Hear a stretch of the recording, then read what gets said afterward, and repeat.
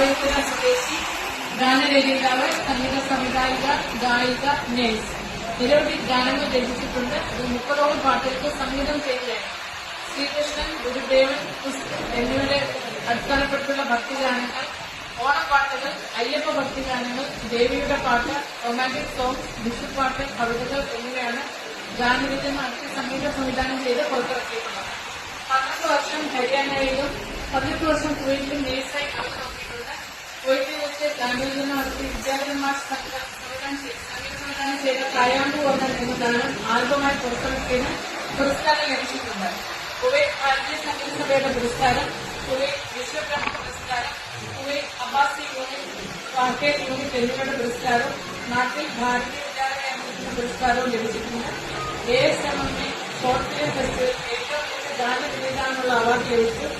യേശു വനമായി devotional music ആൽബത്തിന് South Indian special jury award, തെക്കൻ സ്റ്റാർ ഇന്ത്യ ഡ്രാമ ഫിലിം സൊസൈറ്റിയുടെ അവാർഡ്, വിശ്വബ്രഹ്മ സാംസ്കാരിക അവാർഡ് തുടങ്ങിയ അവാർഡുകൾ ലഭിച്ചിട്ടുണ്ട്.